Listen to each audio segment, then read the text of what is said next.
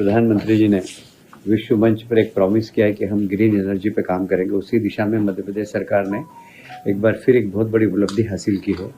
सेवा पखवाड़ा के दौरान राष्ट्र को समर्पित सोलर प्लस स्टोरेज परियोजना ये मुरैना के अंदर प्रारंभ हुई है और मुझे कहते हुए बहुत प्रसन्नता है इस बात की कि साधारणतया सोलर पावर के रेट 3 रुपये के हिसाब से ही 3 से कम कभी भी नहीं आए, पर मुरैना में 270 के हिसाब से आए हैं। और मैं समझता हूँ देश का सबसे सस्ता अभी हमको सोलर पावर यहाँ से मिलेगा। मैं इस परियोजना में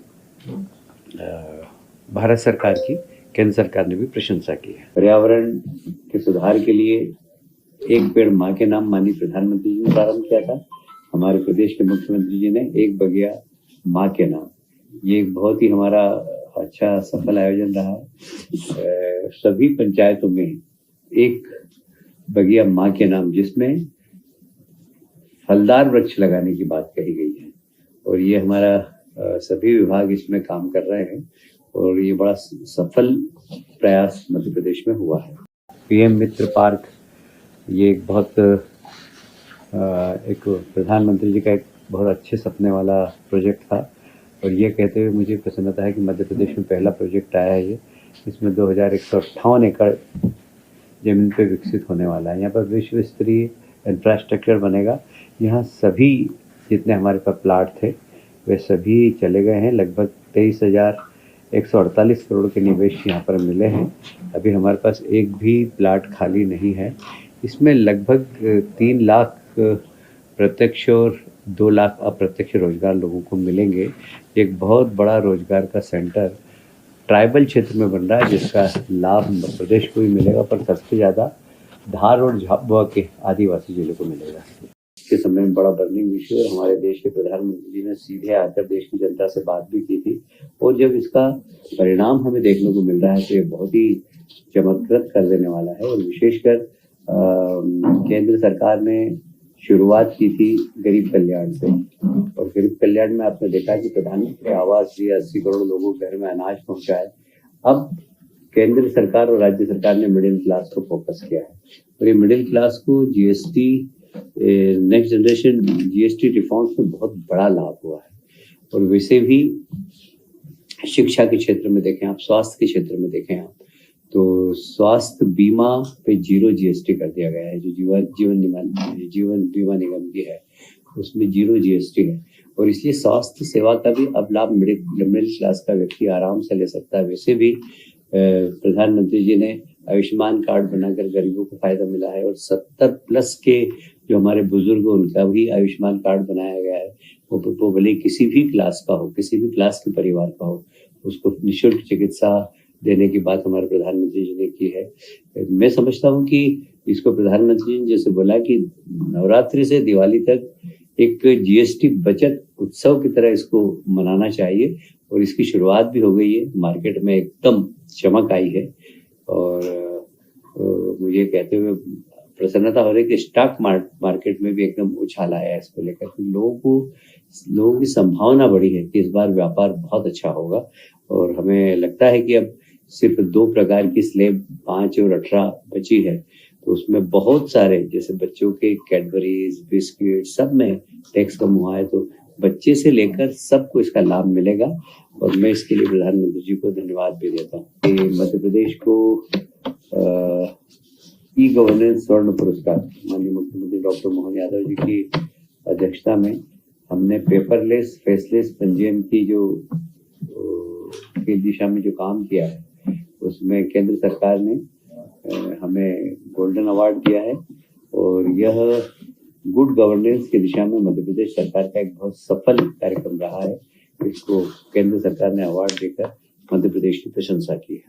मध्य प्रदेश को वैसे भी अनेक पुरस्कार मिले हैं, जैसे पर्यटन पंजीयन में जैसे 2.0 नई दिल्ली स्कॉच गोल्ड अवार्ड से सम्मानित किया गया है। मंडी बोर्ड के ई मंडी ऐप को स्कॉच गोल्ड तथा एमपी फार्म गेटअप को स्कॉच सिल्वर अवार्ड दिया गया है। आयुष विभाग को भी इसमें ई मॉनिटरिंग सिस्टम के विकास और नागरिक सेवाओं के सशक्तिकरण के लिए स्कॉच अवार्ड से सम्मानित किया गया है। मध्य प्रदेश टूरिज्म को राष्ट्रीय स्तर के 4 पुरस्कार प्राप्त हुए हैं, जैसे किडजानिया एक्सपीरियंस सेंटर को मेडेक्स गोल्ड अवार्ड प्राप्त हुआ है।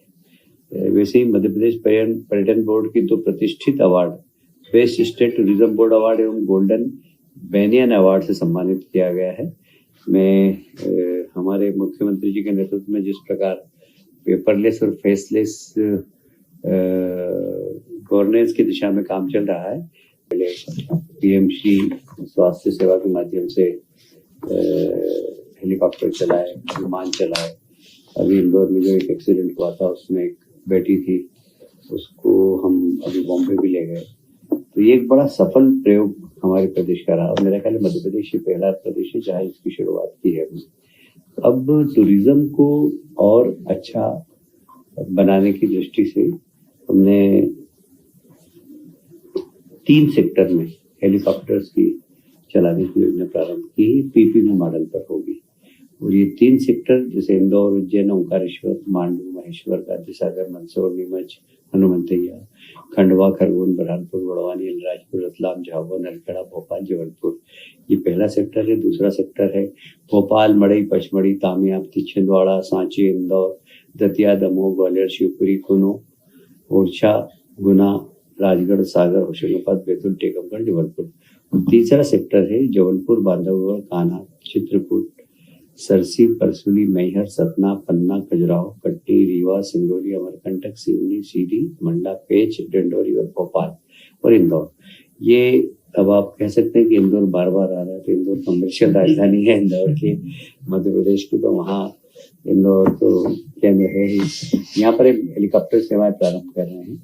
ये पीपीपी मॉडल पर होगी तो मुझे लगता है कि इससे पर्यटन को बड़ा लाभ होगा और मध्य प्रदेश शायद पहला राज्य है तो इस प्रकार एविएशन के माध्यम से सिर्फ पर्यटन नहीं, व्यापार की, क्योंकि आप देख रहे हैं इंदौर एक सेंट्रल इंडिया की व्यवसायिक राजधानी, मध्य प्रदेश के लिए सेंट्रल इंडिया की बात कर रहा हूँ, सेंट्रल इंडिया की व्यवसायिक राजधानी है। तो यहाँ आना, यहाँ से जाना, उसमें भी हेलीकॉप्टर की तो व्यापार भी बढ़ेगा और टूरिज्म भी बढ़ेगा। मध्य प्रदेश में पद नहीं थे और प्रोफेसर अगर किसी डॉक्टर को बनना है, यदि किसी को फैकल्टीज बनना है तो उसको 1 साल का रेसिडेंट डॉक्टर्स होने का प्रमाण पत्र जरूर चाहिए। और इसके लिए फैकल्टीज की शॉर्टेज थी क्योंकि हमारे यहाँ इसकी सुविधा नहीं थी। ये सरकार ने बड़ा अच्छा निर्णय लिया है। इसमें कुल हमारे सरकार के जो 13 हॉस्पिटल हैं, भोपाल, इंदौर, ग्वालियर, जबलपुर, यहाँ पर हमने 354 नवीन पद का सृजन किया है सीनियर रेसिडेंट के लिए। इसका बड़ा लाभ मिलेगा हमें क्योंकि जब सीनियर रेसिडेंट का हॉस्पिटल में डॉक्टर सरप्लस भी होंगे हमारे पास, फिर वो एक नई लाइन पे जा सकेंगे फैकल्टीज की, क्योंकि अभी आप देख रहे हैं कि मेडिकल कॉलेज की संख्या बढ़ती जा रही है किंतु फैकल्टीज नहीं है हमारे पास। उसमें बहुत सारे कारण है पर एक कारण ये भी था कि हमारे पास सीनियर रेसिडेंट्स के पद नहीं थे जिससे कि वो मेडिकल कॉलेज में प्रैक्टिकल एक्सपीरियंस नहीं ले पा रहे थे, इसलिए फैकल्टीज नहीं बन पा रहे थे। तो अब फैकल्टीज भी बनेगी और इसका एक शिक्षित डॉक्टर हॉस्पिटल में शिक्षा प्राप्त करते करते सेवाएं भी देगा।